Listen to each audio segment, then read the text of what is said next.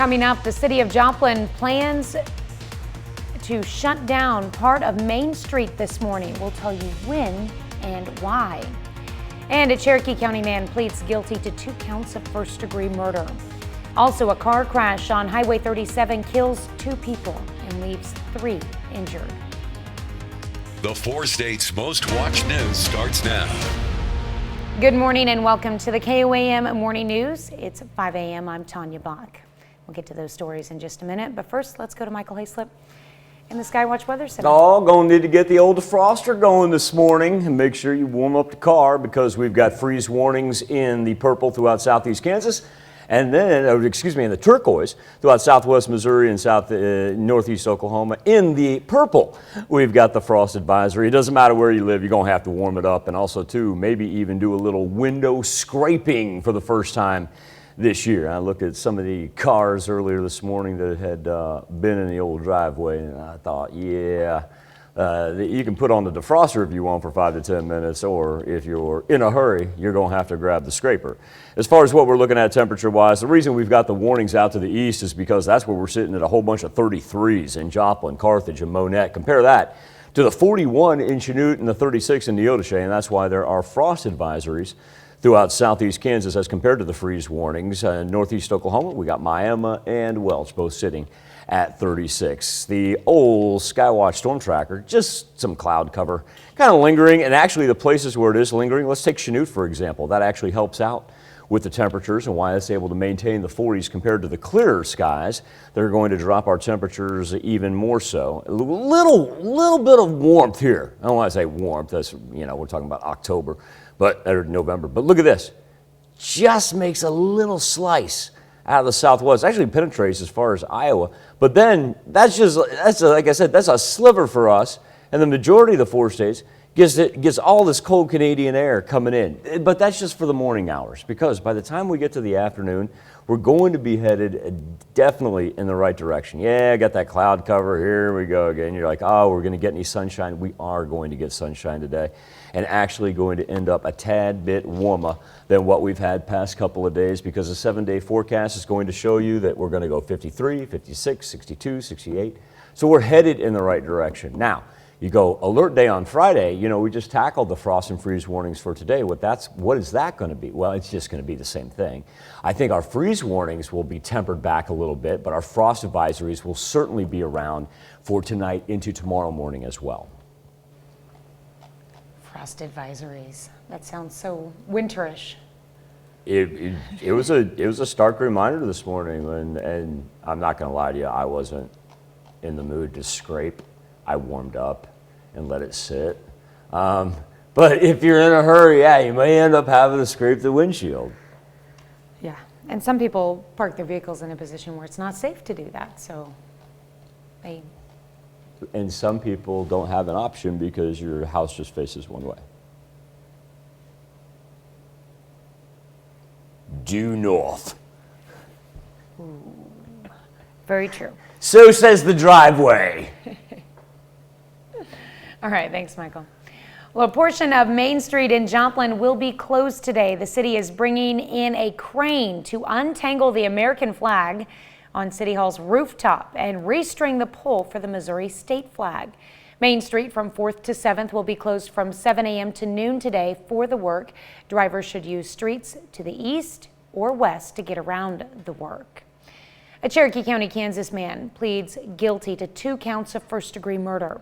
Authorities say Mark Hopkins II of Columbus shot and killed Blaze Shank of Scammon and Kylan Shook of Pittsburgh in June of 2020.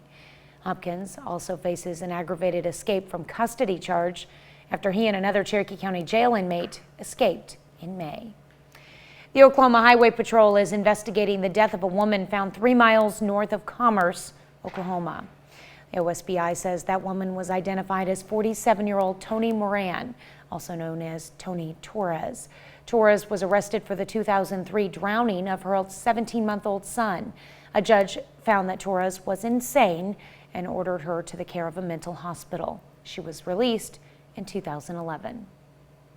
Joplin police released the names of 3 officers involved in the fatal shooting of an assault suspect. They Officer Pete Box, Officer Daryl Klink, and Sergeant Jason Stump. The JPD says all 3 officers are still currently on paid administrative leave per department policy and procedure.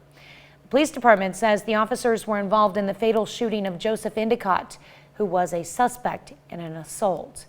Authorities say the investigation is ongoing and they have not released why the officers shot Endicott. A crash in Purdy, Missouri kills 2 people and leaves 3 others injured. The crash happened on Highway 37.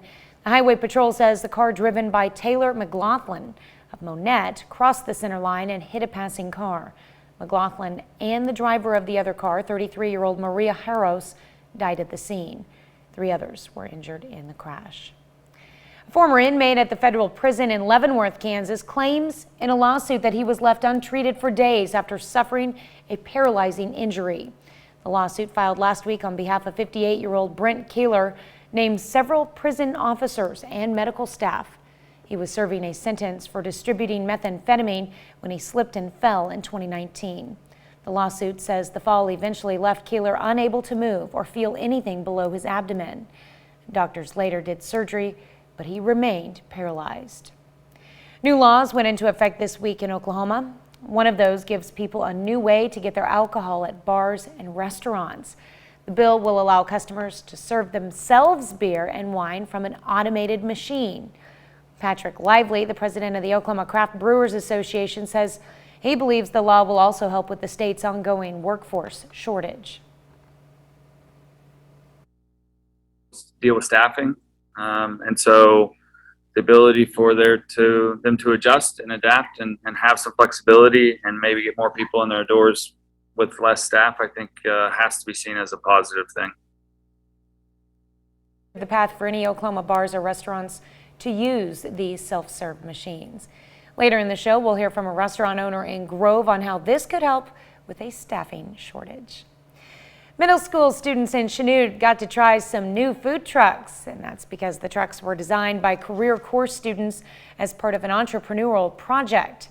The project had students learn and apply culinary, accounting, supply chain, design, marketing, and managerial strategies. That's kind of what we were going for, was something we would, if we saw on the menu, we would order it. It's called the stomach stuffer, is what our meal's name is called. So we basically chose that name because it's something, if we saw that, we would think, oh, that looks good and we want to order that. The showcase took place at Royster Middle School. Student clubs and organizations across Crowder College are making sure other students always have something to eat. The groups are putting on a food drive through November 19th, collecting non-perishable food items and hygiene products. Those donations will benefit Watered Gardens and the Ryder Pantry, which students can access when in need. It's going on until November 19th. We're collecting everything like canned food, everything that's not going to expire, and then the Rough Rider Pantry actually accepts like personal hygiene products and just things that students might want and need. Just a reminder, our own food drive for area food pantries Feed the Four States kicks off November 14th. It's 5:07. One right now, getting real close to the freezing mark. Being able to hold on to 33 so far throughout southwest Missouri. So we're right there, no surprise. Freeze watch indicated in turquoise. Frost advisories for our counties in purple. Those will last until 9 a.m. and then probably going to revamp them for tonight into tomorrow. Nice thing is our afternoon highs at least creeping into the mid-50s here for the next couple of days with some actual legitimate sunshine. That's a look at this morning's top stories and weather in our first 7 minutes. Coming up on the KOAM Morning News, a big test for the Missouri Southern Lions this weekend as they face the Bearcats in their final home game of the season. Plus, Halloween just wrapped up and Thanksgiving's not even here yet. Is it too soon to get ready for Christmas? And the first round of COVID vaccinations for young children rolls out, but some parents have concerns. You're watching the KOAM Morning News. More real news in the morning. We'll be right back. Nothing. It's a big week for the Missouri Southern football team. Lions welcoming in the Northwest Missouri State Bearcats on Saturday. It'll be the final home game of the season. Southern now 3-6 through 9 games, while the Bearcats 7-1, ranked number 6 in the country. Lions have lost 25 consecutive games to Northwest Mo. if they want to snap that skid, the defense. It has been really good all year. It's going to have to bounce back from a tough one, as last week Southern allowed a season-high 588 yards to Mo Western. We just got to tackle better defensively. I mean, missed a lot of tackles. Being more consistent and getting off the field on third down, I think that's what we mainly need to improve on. I think the biggest thing was just us getting back to the fundamentals, us challenging them. You know, I think this was one of the first times since Fort Hays maybe they came out and kind of brought the fight to us. They were a little more physical than we were, and so I think it's important for our guys to kind of take a step back and get back to the physical brand of football that we've done for, quite frankly, 7 out of the 9 weeks. Got some big news for this weekend's Chiefs-Packers game. Green Bay quarterback Aaron Rodgers going to miss Sunday's game in Kansas City after testing positive for COVID-19. Now, because he is considered unvaccinated, Rodgers has to quarantine for a minimum of 10 days and cannot return until November 13th.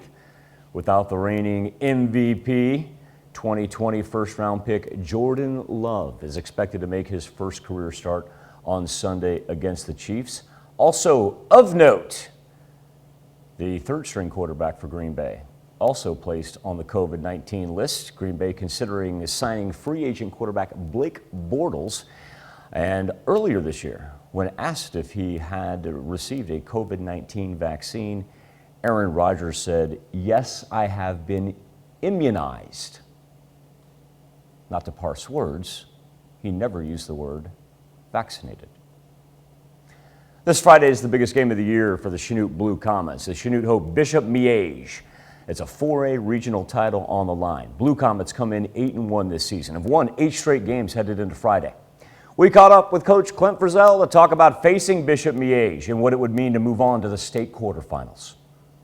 It would mean a lot, and I think it would be just another springboard. You know, more confidence in ourselves, and you know, if we can go get a win and play well Friday, it'd be huge for our team. Our kids are really excited. I think for some people, playing a team like Miege is intimidating. Our kids have responded really well this week, and they're ready to go. Our coaches are excited. You know, we've been really working hard to figure out what we need to do to put ourselves in position to be successful. In Class 3A, the Riverton Rams with a regional championship game of their own Friday night. The Rams hosting Osage City, looking to move on to the state quarterfinals. Riverton now 7-2 after beating Eureka in the playoff opener last week. 7 wins, the most for this program since 2010. Going to be a battle of 2 different styles, I'll tell you that much. Riverton relies on the ground game. Osage City, nah, they just sling it around a little bit.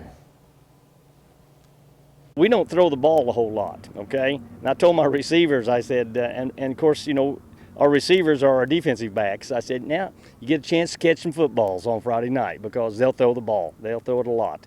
And so we'll have to be ready. Two different type of teams will line up and run it, and then they'll throw the football. So it'll be interesting, you know. And I told the kids, you hear about how good Osage is, but on the other hand, we're pretty good too, you know. And I want those kids to be confident. Confidence is the main thing in a football player, you know, to have that confidence. And once you gain that, you got a chance to win a lot of games. Still to come on the KOAM Morning News, the International Criminal Court opens an investigation against Venezuela for crimes against humanity. And a check on our 7-day forecast when the KOAM Morning News returns. Attention. Just past a little 5:17, about 5:19 right now. Hard to believe here in a second when we get to our something to talk about. We're going to be mentioning the word Christmas. But I'll tell you what, it feels like it's about December out right now. 33 degrees is where we stand in Joplin, humidity at 89%. Freeze warnings for turquoise, big difference from what we saw yesterday morning. Preliminary wise, we thought these were going to be freeze watches. That's what they originally existed as. That flipped over because our temperatures got so low when the cloud cover moved off. Light purple indicating frost advisories, 6-1, half dozen. If you haven't bring the plants in, we gave you plenty of warning. Anyway, cold temperatures lasting from the panhandle all the way there to the mid-Atlantic as our temperatures range anywhere from 33s out through Carthage, Monette, Cassville, Joplin, 41 in Chanute. And remember, that's where you got the frost advisory compared to the freeze warnings. 36 in Miami. We factor in that wind chill. How about this? 26 is what it feels like right now in Mount Vernon compared to 39 in Neodesha. Commerce all the way down to 29 degrees. Skywatch storm tracker not looking too bad. All we got to do is ride this out because we don't have to worry about any precipitation. So that's a great thing with as cold as it is right now. And eventually we'll get sunshine, make it up into the low to mid 50s today. A little bit warmer on Friday, 60s over the weekend on Saturday and Sunday. And remember, set those clocks back on Sunday as well. Time now to turn our attention to the KOAM News Now Facebook page and our morning Insta poll. A Texas bar is giving Mariah Carey's mega Christmas hit the silent treatment. Well, maybe it is too soon for a Christmas classic, but Mariah doesn't think so. Jeannie Moose with the story. When Mariah Carey sings, I don't want a lot for Christmas, some want a lot less of this song, which explains why a self-described dive bar in Dallas put up a sign on their jukebox that has Mariah fans up in arms. Mariah Carey's All I Want for Christmas Is You will be skipped if played before December 1st. After December 1st, the song is only allowed one time a night. I don't hate Mariah Carey and I don't hate Christmas. But the general manager of Stone Lee P says customers play Mariah's mega hit too often and too soon before Christmas. So the staff is on high alert. Once we hear those twinkles, we run for the remote. It's really just a button that we press skip. To skip Mariah long before she gets to the title. Fans are outraged if I see that sign, but amazingly, it's never been defaced and they've put it up for a couple of years. Some were defiant. I will be streaming it 1 million times this Christmas season and the next 2. Even Mariah herself reacted. Watch the bar manager's eyes when we tell her that. No! Yes! Someone posted, "Is this the war on Christmas?" And Mariah responded with herself in armor, ready to do battle. She also posted a video of herself destroying the knot in It's Not Time. It's time for Mariah's favorite season, Christmas. But plenty of commenters supported limiting the song to 1 play per night, noting, this needs to apply to all Christmas songs and become a constitutional amendment. The bar manager says it's really just a joke, meant to be funny. Is not this. Jeannie Moose, CNN. For all you music dorks out there, takes one to know one, this dude. Mariah Carey's All I Want for Christmas, of course, became a #1 hit in 2019, making it the longest stretch between a song's debut and the time it hit #1. It took the song 26 years. It lasted 26 years, and then it became the #1 song in America on the Billboard Top 40. Our question for you this morning on the Insta poll, is it too early to get ready for Christmas? Connect to us via our Facebook page or go straight to the poll, koamnewsnow.com/vote. Be back with Healthwatch next.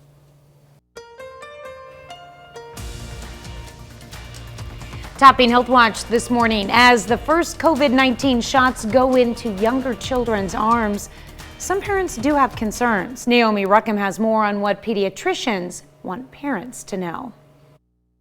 Hannah Gurman is mom to 2 boys. While her little one isn't eligible, she's excited her 8-year-old can now get the COVID-19 vaccine. Waiting for this moment for months and months. But some parents are feeling uneasy about their children getting the shot. I would be lying if I said I wasn't nervous about it. I don't want to say I'm skeptical, but it's just, this is our kid and you want to make sure everything is okay. Corey Benelowitz's main concern, an uncommon side effect of the vaccine called myocarditis or heart inflammation. It is really a pretty rare occurrence when young adults and adolescents who've had myocarditis. It's usually pretty mild, lasting only a couple days, and is pretty easily treated with medications. Pediatrician Dr. Emmanuel Walter led a trial at Duke looking at the vaccine's effects on children. Sore arm, some muscle aches, headaches, fever, chills, fatigue, and a little bit of redness and swelling around the injection site. I think that we can probably extrapolate that information down to children as well, that we don't have concerns about long-term side effects. Some parents are also asking whether the vaccine could impact fertility. To date, there is no evidence whatsoever that this vaccine affects future fertility for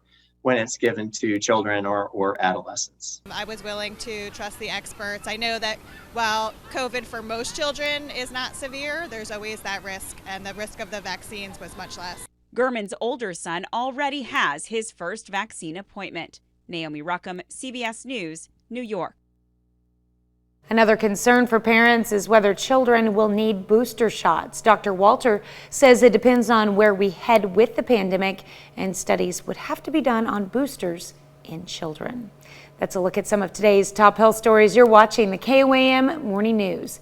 We'll be right back. Coming up, the city of Joplin plans to shut down part of Main Street this morning. We'll tell you when and why. And a Cherokee County man pleads guilty to 2 counts of first-degree murder. Also, a car crash on Highway 37 kills 2 people and leaves 3 injured. The 4 states' most watched news starts now.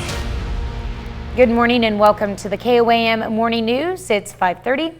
I'm Tanya Bach. We'll get to those stories in just a moment, but first let's go to Michael Hayslip in the Skywatch Weather Center. Cold one out there right now. It's going to be a great afternoon. We just got to be able to get above the 30-degree mark because that's where we're consistently sitting. There's a live look from 7th and Rangeline where we've got freeze warnings in effect for southwest Missouri and northeast Oklahoma. The purple indicating a frost advisory. So just about no matter where you are right now, it is abnormally chilly for this time of November. Overnight lows usually would drop down around 41 degrees. Well, we got a couple 41s that we're hanging on to in Chanute and Yates Center, but how about right at the freezing mark in Monette where it's 32. Joplin sits at 33, Pittsburgh 34, Miami 36. Now here's the positive thing, our positive aspect for today is we'll finally be able to get some legitimate shots of sunshine, and once that happens, we're going to kick in and make it all the way into the low to mid. Are we? Are we? Yes, we are. Whew. I thought for a second there that Mother Nature had taken a pause. It was like, no, Michael, you're not going to make it into the 50s. I'm going to keep you here all day long. No, we'll make it into the low to mid 50s. A little bit more sunshine than what we've had past couple of days. Now you'll notice there right-hand side as we drop back down to the 30s. We'll see at least the reemergence of the frost advisories for tonight into tomorrow morning. I think we'll be able to take the freeze warnings and kind of kick those off to the east a little bit. And our daily highs, once we get through today, continue to increase to the point where we're looking at the 60s over the weekend, high 60s on Sunday, a chance to broach some 70s by the time we get to Monday. Look at those overnight lows there for next week. Higher than what our daily highs have been to begin November. And that's what I'm looking forward to. We are in for a warming trend. We get to sleep in Sunday an extra hour plus warmer temperatures. And we don't have to blame the Canadians anymore for the jet stream bringing us cold air. Love you, Larry Douglas and Jordan Obby, our Canadian brethren. Although we did report earlier this week that they're all coming down here to enjoy the warmer temperatures. Yes, I remember that story. So that means they're arriving next week. I don't blame them. Or they're leaving because it's going to warm up. Yeah, I don't know. Yeah, they may be like, this is a little too balmy for us for November. All right, thanks, Michael. A portion of Main Street in Joplin will be closed today. The city is bringing in a crane to untangle the American flag on City Hall's rooftop and restring the pole for the Missouri state flag. Main Street from 4th to 7th will be closed from 7 a.m. to noon today for the work. Drivers should use streets to the east or west to get around the work. A Cherokee County, Kansas man pleads guilty to 2 counts of first-degree murder. Authorities say Mark Hopkins II of Columbus shot and killed Blaze Shank of Scammon and Kylan Shook of Pittsburgh in June of 2020. Hopkins also faces an aggravated escape from custody charge after he and another Cherokee County jail inmate escaped in May. The Oklahoma Highway Patrol is investigating the death of a woman found 3 miles north of Commerce, Oklahoma. The OSBI says that woman was identified as 47-year-old Tony Moran, also known as Tony Torres. Torres was arrested for the 2003 drowning death of her 17-month-old son. A judge found that Torres was insane and ordered her to the care of a mental hospital. She was released in 2011. Joplin police released the names of 3 officers involved in the fatal shooting of an assault suspect. They are Officer Pete Box, Officer Daryl Klink, and Sergeant Jason Stump. The JPD says all 3 officers are still currently on paid administrative leave per department policy and procedure. Police department says the officers were involved in the fatal shooting of Joseph Endicott, who was a suspect in an assault. Authorities say the investigation is ongoing and they have not released why the officers shot Endicott. A crash in Purdy, Missouri kills 2 people and leaves 3 others injured. The crash happened on Highway 37. The Highway Patrol says a car driven by Taylor McLaughlin from Monette crossed the center line and hit a passing car. McLaughlin and the driver of the other car, 33-year-old Maria Harros, died at the scene. 3 others were injured in the crash. A former inmate at the federal prison in Leavenworth, Kansas, claims in a lawsuit that he was left untreated for days after suffering a paralyzing injury. The lawsuit filed last week on behalf of 58-year-old Brent Kaler names several prison officers and medical staff. He was serving a sentence for distributing methamphetamine when he slipped and fell in 2019. The lawsuit says the fall eventually left Keller unable to move or feel anything below his abdomen. Doctors later did surgery, but he remained paralyzed. A number of Oklahoma laws took effect this week. They include one that could change the way customers consume their alcohol while also handling workforce shortages. KOAM's Bronte Sorotsky speaks with industry experts and the manager of a restaurant in Grove for this Making It Work report.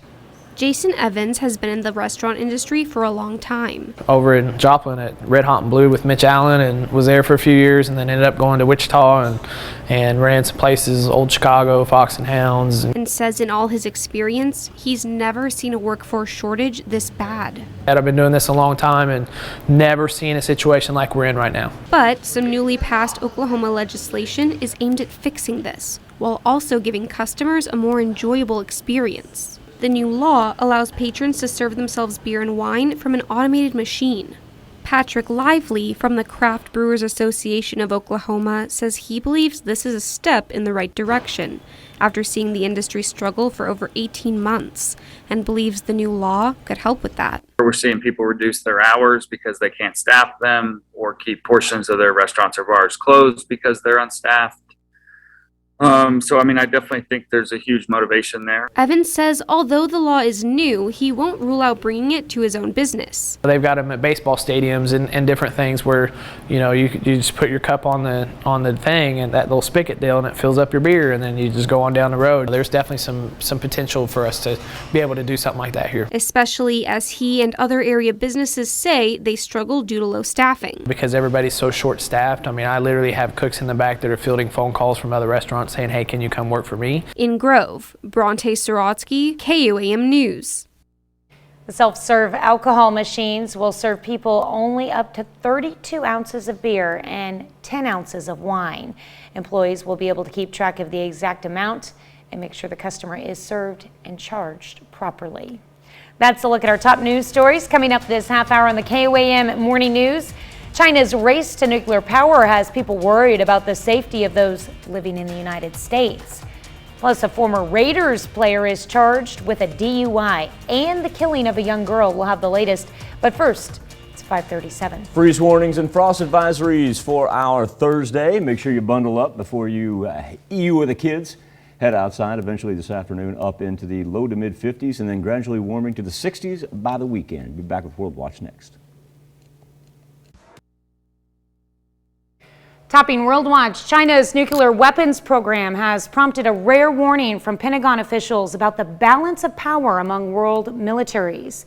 Fox News correspondent Lucas Tomlinson has more from the Pentagon. Faster and bigger, a new Pentagon report shows China growing its nuclear warhead stockpile at an alarming rate, with more than 1,000 warheads expected to be deployed by the end of the decade. That's a big change from last year's report when analysts predicted at least 400 Chinese nukes by 2030. Really, it's most concerning because it's part of a massive military buildup, huge buildup of the Navy, Air Force, rocket force, and nuclear forces. The Pentagon says China is able to build its stockpile because of increased plutonium production and the construction of hundreds of new silos, while the U.S. is limited to 1,500 warheads by international treaties. There are no arms control agreements between Beijing and any other country. The report followed an announcement from China that it had completed a successful test of a hypersonic missile, a space-based next-generation weapon capable of carrying nukes that could be virtually unstoppable after launch. The test was not covered in the new report, but it rattled Pentagon officials, which is developing its own hypersonic weapons program. It's in the budget. You can read it for yourself. Our own pursuit of hypersonic capabilities is real.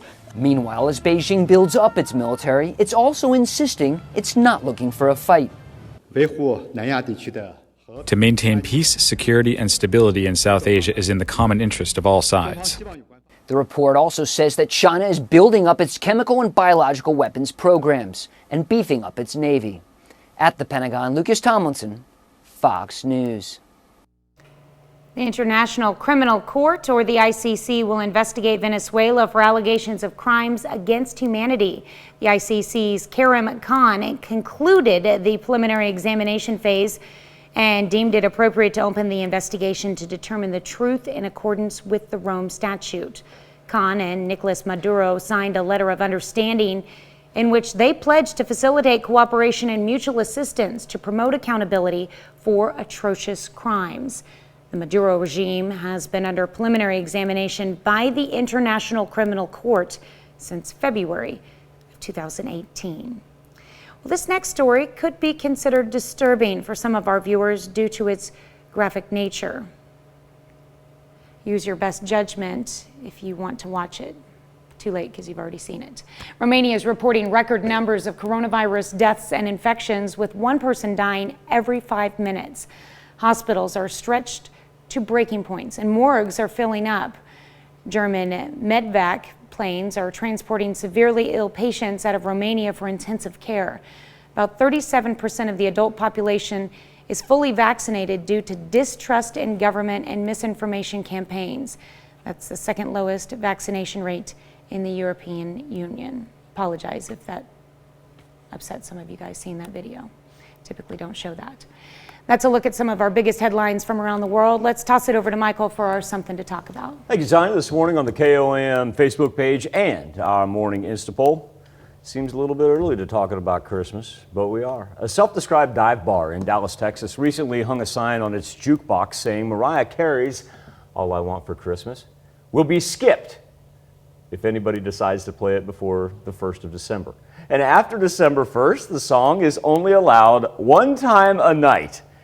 The general manager of the Stoneleigh P Bar, Laura Garrison, saying the song gets played too soon and too often. Garrison also has staff on standby to listen for those first few notes. I bet they'd be really good at Name That Tune. I can name that tune in 2 notes. Our question for you, is it too early to get ready for Christmas? And right now, 58% of you say no. Let it snow, let it snow, let it snow. You can make your voice heard by visiting our Facebook page, KOAM News Now, or going straight to the poll, KOAMNewsNow.com/vote. Be back with the news you need to know before you head out the door right after this. Here's a check of today's top headlines, the news you need to know before you head out the door. Middle school students in Chanute got to try some new food trucks. That's because the trucks were designed by career course students as part of an entrepreneurial project. The project had students learn and apply culinary, accounting, supply chain, design, marketing, and managerial strategies. In Kansas, Governor Laura Kelly spoke to the Safer Classrooms work group about the vaccine for kids. Governor Kelly says the state ordered 128,000 doses of the vaccine for 5 to 11 age group. She says the majority of that has already arrived and the rest is expected by Friday. Half of the doses ordered will go to large healthcare providers and local hospitals in packages of 300. The other half will be repackaged in smaller amounts for pediatricians, family physicians, community health centers, and other providers. Student clubs and organizations across Crowder College are making sure other students always have something to eat. The groups are putting on a food drive through November 19th collecting non-perishable food items and hygiene products. Those donations will benefit Watered Gardens and the Ryder Pantry, which students can access when in need. Operation Christmas Child will soon arrive to the 4 states. In less than 2 weeks, drop-off locations will be open to the public. More than 4,000 locations will open to collect items for Operation Christmas Child. The project has been collecting and delivering what they call shoebox gifts. These gifts are filled with school supplies, hygiene items, and fun toys. It opens for donations from November 15th to the 22nd. To find a drop-off location near you, just simply Google Operation Christmas Child and click on the link that says Shoebox Drop-Off Locations. Once there, you can enter your zip code and find the nearest drop-off site to you. That's a check of today's top headlines, the news you need to know before you head out the door. If you headed out the door, remember what Tanya's been telling us. We've got a Main Street closure in downtown Joplin, in between 4th and 7th Streets. Of course, that's where City Hall is. Going to do a little flag work, not only get the American flag untangled, but also restring, put up a brand new Missouri state flag as well. That's going to last from 7 this morning all the way until noon. This is that route that you're going to need to avoid, so pick a direction, east or west. Also, too, remember, if you're unfamiliar with those other streets that run east and west, be very, very careful with the kids out headed to the bus stop. Daily Almanac on this November the 4th would have our "Oh, Are You Okay?" Hang on one second, folks. Live television. Great thing about it. You good? She's good. We're good. We continue on. We have stairs here. They can be treacherous at times. And when we will stop what we're doing and make sure everybody's okay. Average high this time of year would be about 63 degrees. Eventually, we're going to get there by the time we get to the weekend, but we're waking up this morning with very cool temperatures as Joplin sits at 33 degrees, bringing us not only frost advisories for southeast Kansas, freeze warnings indicated in turquoise, and then the frost advisories in the purple. And it's expansive. It runs all the way from the panhandles in western Kansas to pretty much the mid-Atlantic. As far as the cold Canadian air coming down on us, 32 is where we stand right now in Monette. Compare that where we've got the frost advisories out to the west, because we're still holding on to 41s right now in Yates Center and Chinook, but wind chill numbers, they've been impressive for this time of year. How about 26s in Nevada and in Stockton, 31 in Carthage, compare that to 39 in Neodesha. So we got a wide gap there, and a whole lot of that is because the cloud cover persists out to the west, kind of trapping in any of that what they call diurnal heating, aka it's what we get during the afternoon. The cloud cover doesn't let it escape, but look at this.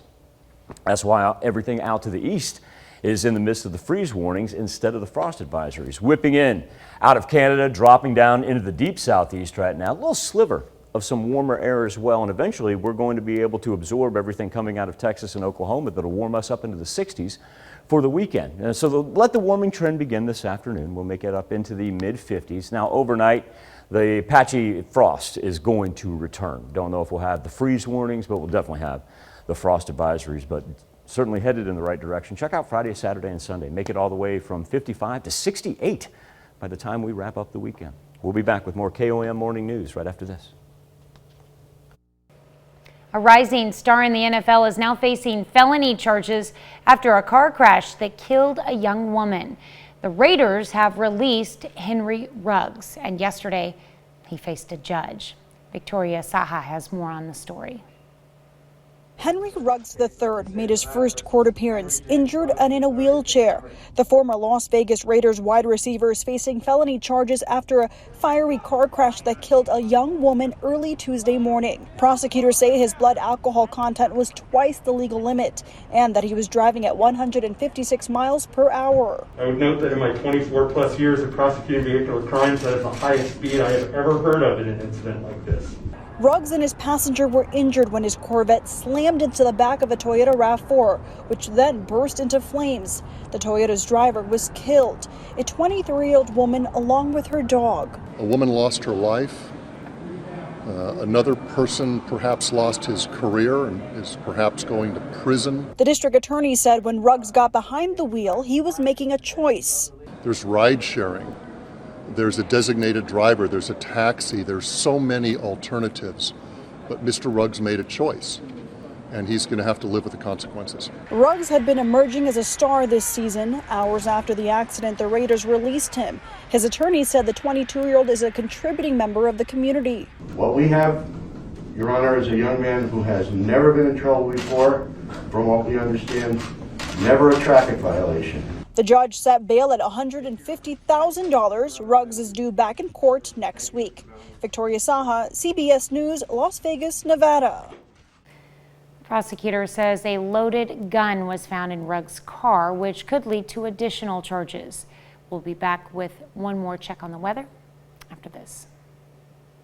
Cold enough right now to not only prompt the frost advisories, but also freeze warnings. We have dropped all the way down to the 32-degree mark in Monette, and we're just barely skirting it in places like Joplin, Carthage, and Lamar. So the freeze warnings are indicated in the turquoise. Those are no longer watches. Those have now been elevated to warnings. The purple, those are frost advisories. It really doesn't matter where you are right now. It is chilly, but at least this afternoon with gradually clearing skies, we're going to have a mostly sunny afternoon and work up into the 50s.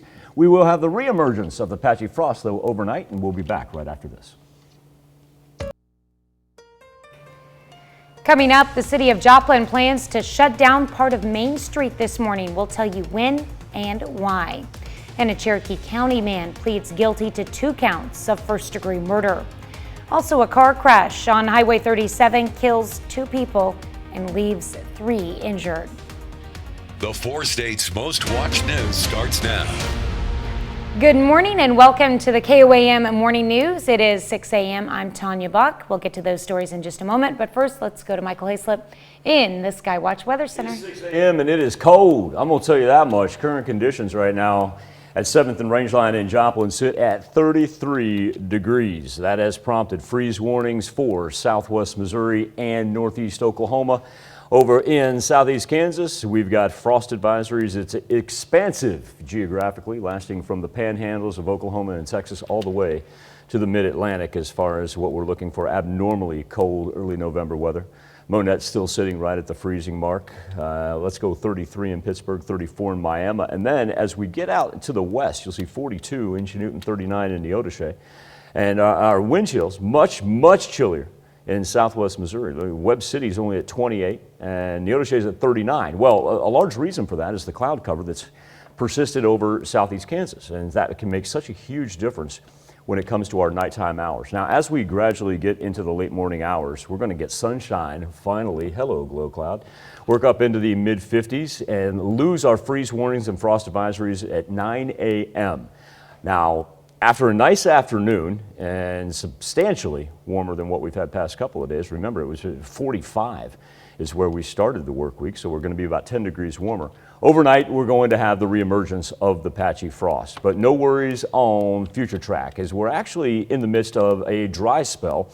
That green that you see right there is not even going to be able to hit the ground because there's a big high pressure system that is working its way through the entire Midwest that provides us a little bit of a warm-up. We'll still be looking at the 60s there for Saturday and Sunday. 71 on Monday. That's nice. A far cry from that 45 on that we had on Monday. I'm digging the temperatures next week. I cannot wait. We won't even remember the cold by the time it's 10 o'clock this morning. I hope so. I hope so. Just don't go down Main Street in Joplin. Segway. That's right, because a portion of Main Street in Joplin will be closed today.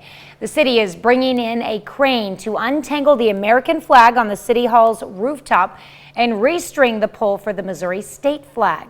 Main Street from 4th to 7th will be closed from 7 a.m. to noon today for the work. Drivers should use streets to the east or west to get around the work. A Cherokee County, Kansas man pleads guilty to 2 counts of first-degree murder. Authorities say Mark Hopkins II of Columbus shot and killed Blaze Shank of Scammon and Kylan Shook of Pittsburgh in June of 2020. Hopkins also faces an aggravated escape from custody charge after he and another Cherokee County jail inmate escaped in May. The Oklahoma Highway Patrol is investigating the death of a woman found 3 miles north of Commerce, Oklahoma. The OSBI says that woman was identified as 47-year-old Tony Moran. also known as Tony Torres. Torres was arrested for the 2003 drowning death of her 17-month-old son. A judge found that Torres was insane and ordered her to the care of a mental hospital. She was released in 2011.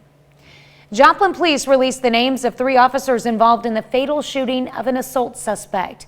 They are Officer Pete Box, Officer Daryl Klink, and Sergeant Jason Stump. The JPD says all 3 officers are still currently on paid administrative leave per department policy and procedure. The police department says the officers were involved in the fatal shooting of Joseph Endicott, who was a suspect in an assault. Authorities say the investigation is ongoing. They have not released why the officers shot Endicott. A crash in Purdy, Missouri kills 2 people and leaves 3 others injured. The crash happened on Highway 37. The Highway Patrol says a car driven by Taylor McLaughlin from Monette crossed the center line and hit a passing car. McLaughlin and the driver of the other car, 33-year-old Maria Harros, died at the scene. 3 others were injured in the crash. Local officials respond to the emergency authorization of Pfizer's COVID vaccine for kids ages 5 to 11. Freeman pediatrician Dr. Keemer Ross says there are not any significant differences with the vaccine for the 5 to 11 age group versus for everyone else. And the main difference is the dosage, which is lower, about a third of the dose for those 12 and older. Dr. Ross says this will have an impact on schools. There are 28 million children in the United States between 5 and 11 that are going to be eligible for this vaccine. That's going to make a huge difference in how this school year goes forward. Dr. Ross wants to remind parents that the vaccine has been very well studied. She says trials indicate the vaccine is safe for this age group. Local businesses yesterday set up shop at McDonald County High School to let students know about potential career opportunities. More than 35 businesses and higher education representatives signed up to take part. Officials say it's a pretty good mix to let students know what's available for them in the working world. Not everybody has to go to college, and we're trying to show them that they may just want to go to a 2-year college, or if they want to go to a 4-year, there's chances for them. But some people want to just go to welding school, or they just want to be carpenters. And so we try to give them a wide variety of different opportunities to see what all the jobs offer out there and what kind of education that they'll need. The career fair had been an annual event, but the pandemic forced it into hiatus. Some area students decided to put their lessons to work and help their community. On Wednesday, Fort Scott Community College and Southeast Kansas Career and Technical Education Center students helped build the foundation for a Habitat for Humanity house in Pittsburgh. Really the best way to learn the trade is by doing it. And so we are a very hands-on based school with our classes. And so, but this does give them a chance to get out in the elements and see how it really goes up in a real situation. The students will continue the work today as well. Operation Christmas Child will soon arrive to the 4 states. In less than 2 weeks, drop-off locations will open to the public. More than 4,000 locations will open to collect items for Operation Christmas Child. The project has been collecting and delivering what they call shoebox gifts. These gifts are filled with school supplies, hygiene items, and fun toys.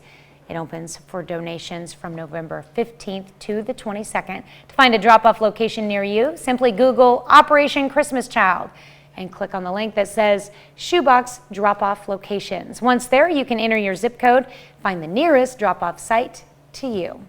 607. We're about here, there, and everywhere temperature-wise. It's cold no matter where you are.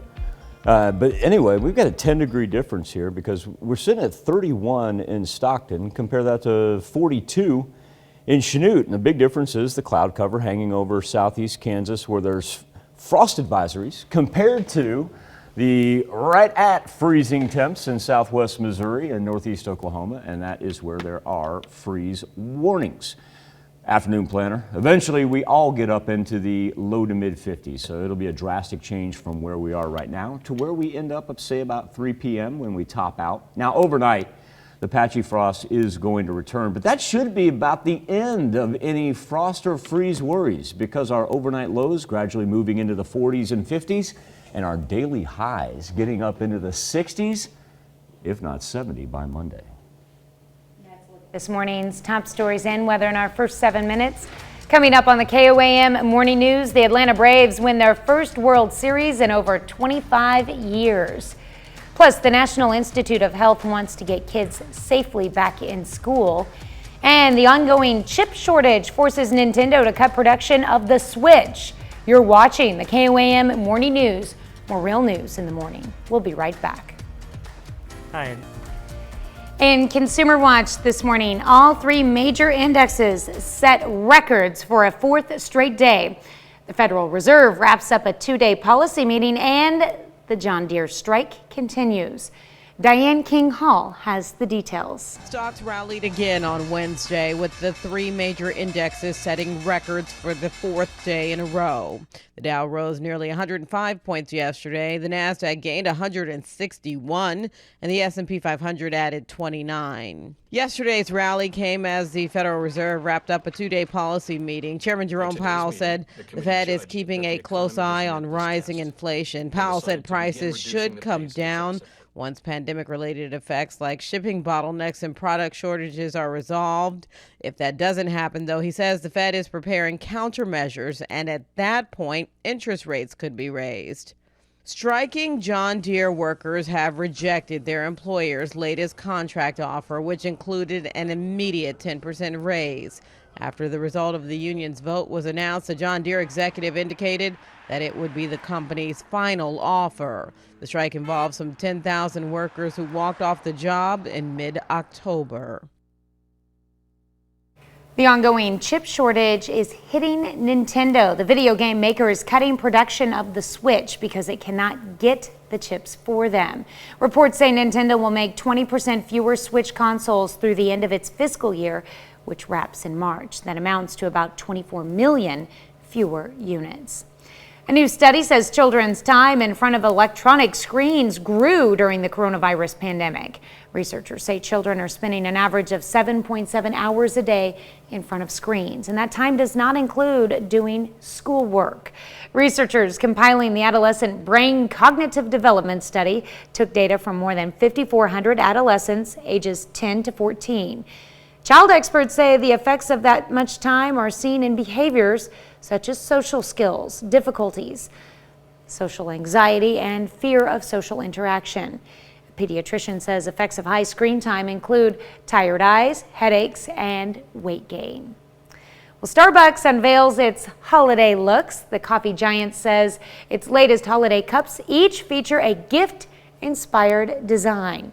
The 4 cups, wrapping paper, ribbons, holiday lights, and candy cane, those are the themes. They also feature a gift tag on the back.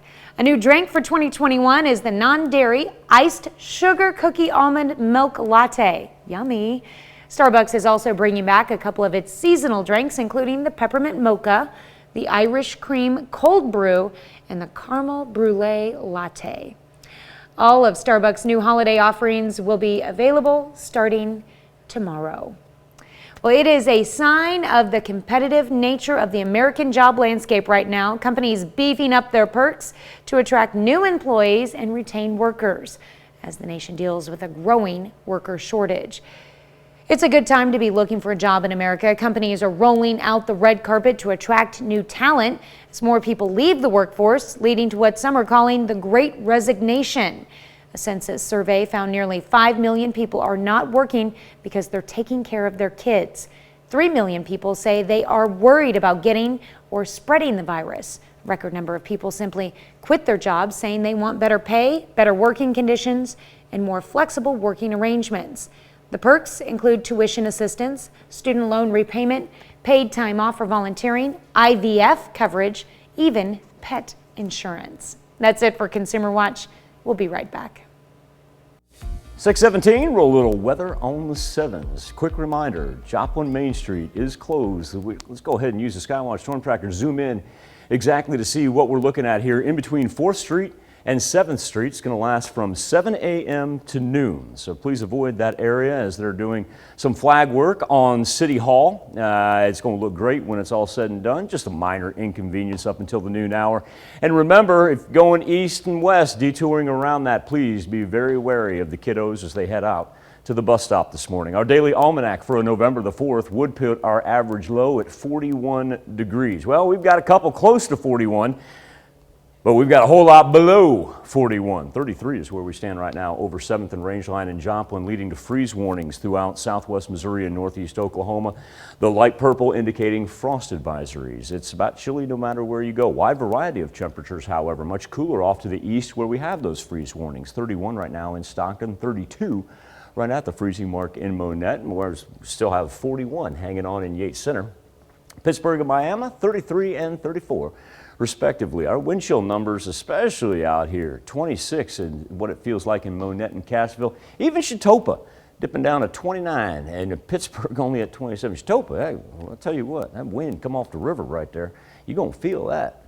Skywatch storm tracker, the cloud cover makes a big difference as far as trapping in some of that heat from yesterday compared to where the clearing skies are going to let it dip down. But by the time we get to the afternoon, we're talking about great looking temperatures as we'll be up into the mid-50 with mostly sunny skies.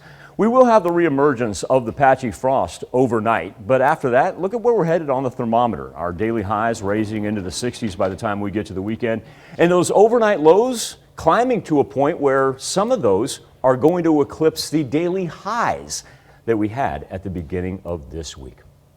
Atlanta Braves went into the postseason with the worst record of all playoff teams. As a matter of fact, go back to the beginning of August, the Braves found themselves 2.5 out of first place in the National League East. Now they're World Series champions. Atlanta beat Houston 7-0 to win the series 4-2. Janet Shamlian has more from Minute Maid Park in Houston, where Atlanta clinched its first title since 1995. The World Series MVP. And cementing his place as MVP. The celebrations back home in Atlanta went well into the morning hours, capping a victory that seemed impossible just months before. The Braves had a losing record at the All-Star break. Outfielder Ronald Acuna Jr. and projected ace Mike Soroka both were injured earlier this season. But after front office moves this summer brought players like Solaire to Atlanta, the Braves turned it around, finishing first in their division. All eyes are on Freddie Freeman now as he enters free agency. Will he stay or will he go? And I'm at loss for words. This is it. This is everything you worked for. Of course, that World Series MVP won Jorge Solaire, former Kansas City Royal. Spent 5 years with the team, hit 80 of his career home runs with Kansas City, including a club record and league-leading 48 home runs back in, 2019. Had to do a little mental math right there. We'll be back with Healthwatch right after this. Topping Healthwatch this morning, patient advocates push for expanded access to clinical trials, and a key agency examines how to safely reopen schools. Naomi Ruckham has some of the day's top health stories. Getting more students to return to in-person learning will require more input from underserved communities, according to the National Institutes of Health. The NIH has launched a new initiative aimed at increasing community engagement and access to COVID-19 testing to safely keep schools open, especially for minority students who were disproportionately impacted by remote learning. Researchers at MIT have identified a gene that may help ward off cognitive decline in old age. The gene was activated in the brains of those who spent more time on intellectually stimulating activities, which could offer some protection against age-related dementia. And for patients with stage 4 breast cancer, sometimes a clinical trial may offer new treatment options. But according to a 2021 UK survey, only 14% of patients with advanced breast cancer were recruited to join clinical trials. 77% of them had never been asked. Those are some of the day's top health stories. Naomi Ruckham, CBS News, New York. Young kids across the country have started to get their coronavirus shots. The first were administered minutes after the CDC authorized them earlier this week. Laura Podesta reports from New York. Millions of U.S. children are lining up to be vaccinated against COVID-19. Done deal. You did so well, Elizabeth. Pfizer's reduced dose pediatric shots began to be administered on Tuesday night. shortly after federal officials approved it for 5 to 11-year-olds. In clinical trials, vaccine side effects were mild, self-limiting, and similar to those seen in adults with other vaccines recommended for children. The most common side effect was a sore arm. Surgeon General Vivek Murthy offered a personal endorsement of the vaccine. My wife and I will be taking our 5-year-old son to get vaccinated, and we will be so grateful that we can more confidently send him out into the world. Parents rushed to book appointments for their children, many expressing relief that they could finally get immunized. When I heard that there was a chance for the kids to be vaccinated, we signed up the moment that we could. It was such a huge relief after the last 20 months of really just keeping them at home and just doing everything we possibly could to keep them safe. Not everyone is on board, though. Nearly a third of parents in a recent survey said they weren't planning to have their kids vaccinated immediately. Almost another third said they won't vaccinate their children at all. Laura Podesta, CBS News. Coronavirus vaccines for babies and toddlers under the age of 5 are now being tested. They're not expected to become available for at least several months. That's a look at some of today's top health stories. You're watching the KOAM Morning News. It'll be cool when we leave this morning. Temperatures ranging anywhere from 31 to 42. Marcos, do me a favor, spin a camera so I get a time, please. We've got freeze warnings in effect for our counties in turquoise. You'll also notice that frost advisories throughout southeast Kansas have been allowed to lift, minus those right along the state line. That is what's indicated in the purple there. But the reason that we've lifted those out in the western portion of the 4 states is because we're sitting high 30s, low 40s. And that's thanks in part to a whole bunch of cloud cover. Eventually, we're all going to have mostly sunny skies and work into the mid 50s. Delightful looking afternoon. Frost will reemerge overnight into Friday morning, but look at where we're headed for the weekend. We're going to put 60s on the board, if not close to 70 on Sunday and Monday. Coming up, the city of Joplin plans to shut down part of Main Street this morning. We'll tell you when and why.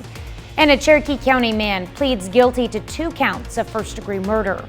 Also, a car crash on Highway 37 kills 2 people and leaves 3 injured. The 4 states' most watched news starts now. Good morning and welcome to the KOAM Morning News. It is 6:30. I'm Tanya Bach. We'll get to those stories in just a moment. But first, let's go to Michael Hayslop in the Skywatch Weather Center. You put your cart back at the store? Did I put my what? Your cart back. I put it away. It depends. It depends if I'm close enough to where the... Have you ever left it by your car? I'm not going to respond to that. Your silence is indicting. There's a Dr. Phil promo that I saw about this guy cart shaming people. Hope he doesn't show up in your neighborhood, Miss Bach. I often pick up carts that have been left randomly, and I take those into the store. You're trying to justify your actions now. It's okay. I'm not judging. Okay, I may be a culprit, but it's only because I'm parked in a place where it's a ridiculous distance to get it to the next receptacle to put them in there. And they need to have more receptacles. This is the rest of the 4 states that it can decide. I'm not judging you. I simply asked the question. That's all I did. You put me on the spot, is what you did, and asked me to lie. And I'm not going to lie, so... Marcos, did I ever ask her to lie? No. Marcos, it's like I'm staying out of this. Like, she's going to look good if she lies. Or she's going to look honest. But honestly. Have you ever done it because it's too cold? No. Or not done it because it's too cold? No. See how I transitioned right there? It was time constraints and the distance to take it to the nearest receptacle. But many times I've picked up random carts and used those carts on my way in. 4 states, if you've ever heard the cart return place referred to as a receptacle, please message Tanya on Facebook and she will get back to you ASAP. I don't even know. I made up that term. Is that even the right word for that? I don't even know. I don't know. I like it though. I do too. We're going to use it. Oh, I'm going to use it henceforth. I promise you that. 33 degrees is where we stand in Joplin right now. It's a cold one, no matter really where you are. Freeze warnings for turquoise counties. Frost advisories have been allowed to lift throughout the majority of southeast Kansas, still clinging to them right on the state line, but that's because we're up into the high 30s, low 40s for the most part out in the west. 7-day forecast is going to lift us up into the 50s today. We will bring back the alert day for Friday because the patchy frost will reemerge for tonight into tomorrow morning. But then look at that, 60s, if not 70 by the time we get to Monday. It's also called a corral for the shopping carts. But I don't. Oh, that's a good one too. I don't use that. No, I didn't know that. That sounds like I'm trying to return cattle to I'm their not the pens. smartest dude. I'm not the smartest apple in the barrel. I'd be like, yeah, that place where you take the carts back. That's about the extent of my vocabulary. Do you want to see a segue? Watch this behind me. Well, what? That's right. That is a portion of Main Street in Joplin that will be closed today. The city is bringing in a crane to untangle the American flag on City Hall's rooftop and restring the pole for the Missouri state flag. Main Street from 4th to 7th will be closed from 7 a.m. to noon today for the work. Drivers should use streets to the east or west to get around the work. A Cherokee County, Kansas man pleads guilty to 2 counts of first-degree murder. Authorities say Mark Hopkins II of Columbus shot and killed Blaze Shank of Scammon and Kylan Shook of Pittsburgh in June of 2020. Hopkins also faces an aggravated escape from custody charge after he and another Cherokee County jail inmate escaped in May. The Oklahoma Highway Patrol is investigating the death of a woman found 3 miles north of Commerce, Oklahoma. The OSBI says that woman was identified as 47-year-old Tony Moran, also known as Tony Torres. Torres was arrested for the 2003 drowning death of her 17-month-old son. A judge found that Torres was insane and ordered her to the care of a mental hospital. She was released in 2011. Joplin police released the names of 3 officers involved in the fatal shooting of an assault suspect. They are Officer Pete Box, Officer Daryl Klink, and Sergeant Jason Stump. The JPD says all 3 officers are still currently on paid administrative leave per department policy and procedure. The police department says the officers were involved in the fatal shooting of Joseph Endicott, who was a suspect in an assault. Authorities say the investigation is ongoing. They have not released why the officers shot Endicott. A crash in Purdy, Missouri kills 2 people and leaves 3 others injured. The crash happened on Highway 37. The Highway Patrol says a car driven by Taylor McLaughlin from Monette crossed the center line and hit a passing car. McLaughlin and the driver of the other car, 33-year-old Maria Hayros, died at the scene. 3 others were injured in the crash. A former inmate at the federal prison in Leavenworth, Kansas, claims in a lawsuit that he was left untreated for days after suffering a paralyzing injury. The lawsuit filed last week on behalf of 58-year-old Brent Keeler named several prison officers and medical staff. He was serving a sentence for distributing methamphetamine when he slipped and fell in 2019. The lawsuit says the fall eventually left Keeler unable to move or feel anything below his abdomen. Doctors later did surgery, but he remained paralyzed. Local officials discussed the Pfizer COVID vaccine for kids ages 5 to 11. Freeman held a media briefing yesterday to discuss the vaccine. KOAM's Chris Warner has more.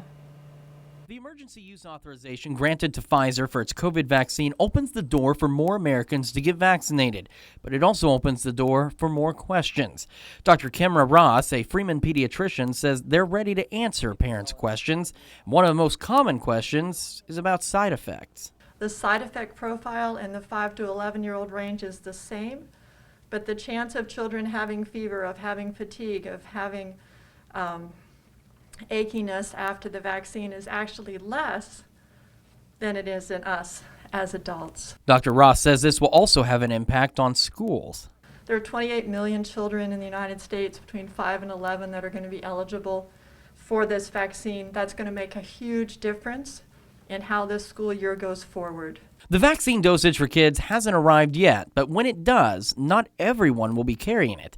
Newton County Health Department Administrator Larry Bergner says they're one agency that won't have it. We're not handling the Pfizer vaccine, so we're going to refer those kids 5 to 11 to either pharmacy or a medical clinic, so they would need to contact their provider to see if they are handling the Pfizer vaccine. Bergner says that's because of the storage requirements of the Pfizer vaccine in general, which the health department doesn't have facilities available to handle it.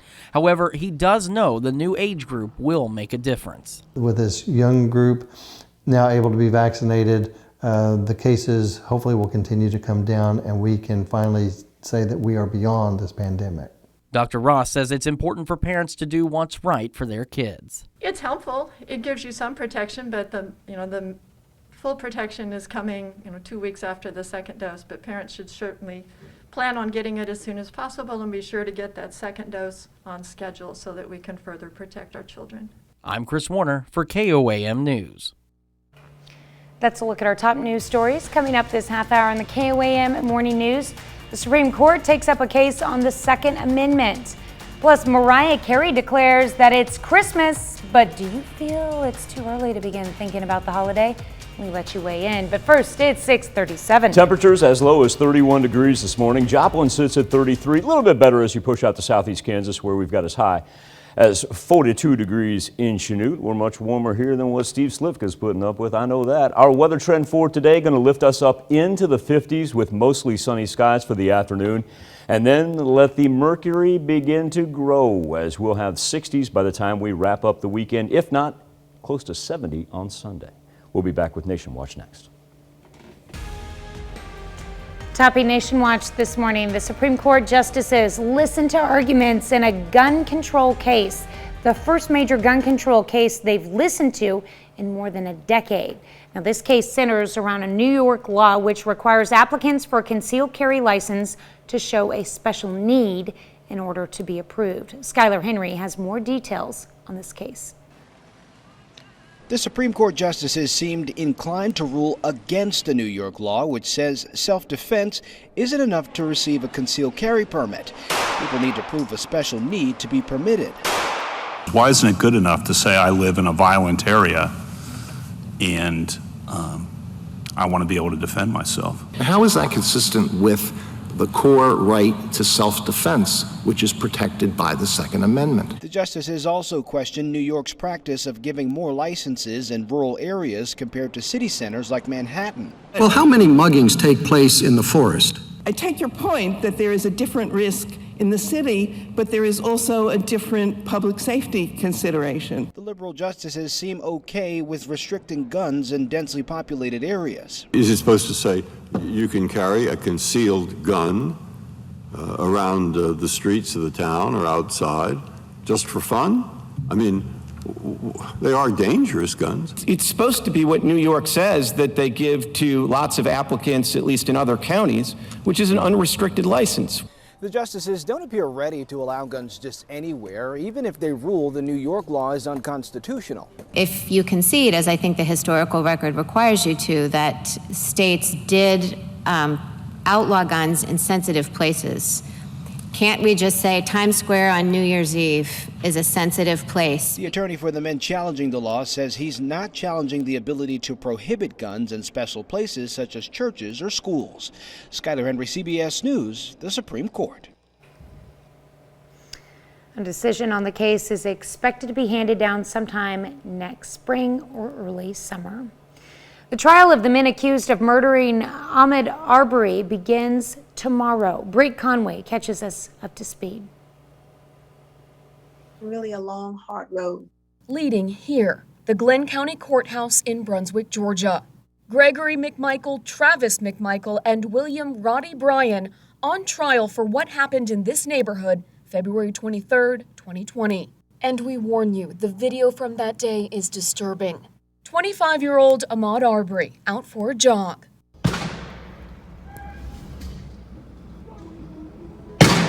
Chased down, shot, and killed. The McMichaels said they suspected Arbery of burglary, so they went after him to make a citizen's arrest.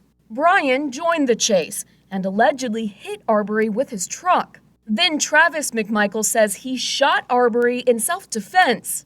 All three men have pleaded not guilty. But a lead investigator in the case believes Arbery was the one defending himself. saying, quote, when he felt like he could not escape, he chose to fight. The case sparked outrage nationwide, thick with accusations of racism that were front and center during jury selection. After 2.5 contentious weeks, 12 jurors were selected, 11 white, 1 black. Arbery's mom calls the jury makeup devastating. I was very shocked that we only had 1 black African-American man. But she believes the evidence will lead to justice for her son. I will be there. Every day his name is called in court, I will be there. I'm Britt Conway reporting. That's a look at today's top national stories. Let's check back in with Michael for our Something to Talk About. Thanks, Tanya. On the KOM News Now Facebook page in our morning Insta poll, there's a dive bar. They call it a dive bar. I haven't been there. It's a self-described dive bar. In Dallas, Texas, recently hung a sign on the jukebox which said Mariah Carey's All I Want for Christmas. It will be skipped if you decide you want to play it before December the 1st. All right, so December 1 rolls around. You're like, yeah, there I am. I'm at Laura Garrison's bar. It's cool. Now I want to play All I Want for Christmas. Well, here's the deal. It's only allowed to be played one time a night. Garrison says the song just quite frankly gets played too often and too soon. So Garrison has, according to her, she's got a staff on standby going to keep their ears open for those first few notes. I guess some have called this a war on Christmas. Others have said the bar has not gone far enough and needs to limit all Christmas songs in similar fashion. I'm pretty sure if we were to have Miss Garrison on the show, she would tell us this is all in good fun. But our question for you this morning, is it too early to get ready for Christmas? Right now, 56% of you say no. Let's go ahead and let it rock and roll. And the beginning of November, 56% of you are in the mood. 44% of you say let's back off, maybe wait until after Thanksgiving. Appreciate everybody's engagement this morning. You can make your voice heard each and every morning. Connect to us via our Facebook page or go straight to the poll. KOAMnewsnow.com/vote. We'll be back and celebrate birthdays and anniversaries right after this.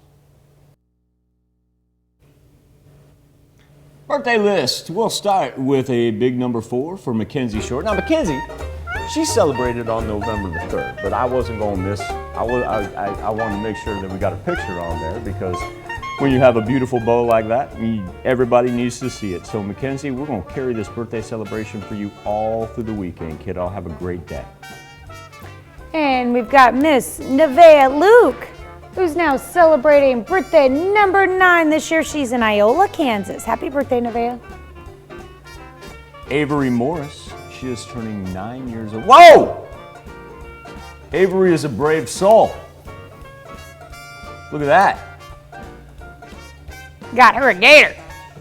Go back to Avery real fast. And no offense, Jaden, I'm going to get to you here in a second, because that's a great picture too. Can we go back to Avery? It's like our own Jack Hanna right there, and our own Jack Hanna holding a gator, turning 9 years old in Cherokee. That's all right. There's Jaden O'Banion. That is a little Pittsburgh Purple Dragon pride right there, as Jaden celebrates her 15th out on the volleyball court. Now she's in Pittsburgh, and Jaden, I want you to know that this belated birthday comes from Mama and your whole family. There's Jaden. All right. And then we have Dolores Eiston. Sorry, little Jack Hanna. It's all right. Dolores Eiston celebrating birthday number 92 this year. Looks like she's got lots of cards and some pretty flowers too. That's called being loved right Miss there. Dolores is in Columbus, Kansas. Hope you have a wonderful birthday. Look at all that surrounds her. That's tremendous. I love that. Crystal Gonzalez, she is celebrating her 42nd birthday. And a very happy birthday to Terry Purdy, who is out in Erie this morning. Happy birthday and happy anniversary to all. Tanya, I'll tell you what, I know you've got a very important birthday announcement about the birthday club, and then how about I come back and wrap up 4-State Hero after that? Sounds like a plan. Okay. Well, you can be a part of the birthday club. All you have to do is go to our website and sign up, and once you do, you'll get special deals from local businesses. Go to KOAMnewsnow.com and sign up for the KOAM Birthday Club today. And we take this time to honor this morning's 4-State hero. Army Specialist David Cross, a native of Seneca, Missouri. Specialist Cross served in Iraq with the 203rd National Guard, wartime duty from 2003 to 2004. for your service to our country. We thank you, Specialist David Cross, this morning's 4-State Hero. Landers Chevrolet. Tanya, usually about this time we wrap up our Insta poll, but also too, if there's anything trending, we always like to talk about it and have some news. This is obviously going to be trending throughout the course of the day. Yeah, Joe Exotic revealing that he has been diagnosed with prostate cancer. Right now, while he remains in prison, remember that back in July, the 10th Circuit Court of Appeals overturned that 22-year prison sentence that was originally given to him for the murder for hire of Carol Baskin. And so he's now awaiting resentencing because the 10th Circuit Court decided that they needed to take the murder for hire indictments and combine them into one. Long story short, he's awaiting resentencing. But yeah, I think this will be trending. Crazy to think how long it's been since the Netflix documentary came out. And Joe Exotic, yeah, still on everybody's mind. The documentary that got us through the pandemic when we were closed down. That's right. We could probably you and I could probably do an entire 2-hour show on that itself. Oh, yes. Hold on, now that CNN likes to play ads while I'm doing that. And since, Fox 14 used to run NASCAR, don't pay attention to the peacock down there. It does make me want to do, only one will be champion. Much is the way that Joe Exotic felt about Carol Baskin. Right. Only one will be Tiger King, Queen, royalty. I like how we just turned Joe Exotic into NASCAR into Highlander. Yes. All right. Well, moving along, here's a check of today's top headlines, the news you need to know before you head out the door. Middle school students in Chanute got to try some new food trucks. That's because the trucks were designed by career course students as part of an entrepreneurial project. The project had students learn and apply culinary, accounting, supply chain, design, marketing, and managerial strategies. In Kansas, Governor Laura Kelly spoke to the Safer Classrooms work group about the vaccine for kids. Governor Kelly says the state has ordered 128,000 doses of the vaccine for the 5 to 11 age group. She says the majority of that has already arrived and the rest is expected by Friday. Half of the doses ordered will go to the large healthcare providers and local hospitals in packages of 300. The other half will be repackaged in smaller amounts for pediatricians, family physicians, community health centers, and other providers. Student clubs and organizations across Crowder College are making sure other students always have something to eat. The groups are putting on a food drive through November 19th, collecting non-perishable food items and hygiene products. Those donations will benefit Watered Gardens and the Ryder Pantry, which students can access when in need. Operation Christmas Child will soon arrive to the 4 states. In less than 2 weeks, drop-off locations will open to the public. More than 4,000 locations will open to collect items for Operation Christmas Child. The project has been collecting and delivering what they call shoebox gifts. These gifts are filled with school supplies, hygiene items, and fun toys. It opens for donations from November 15th to the 22nd. To find a drop-off location near you, simply Google Operation Christmas Child and click on the link that says Shoebox Drop-Off Locations. Once there, you can enter your zip code and find the nearest drop-off site to you.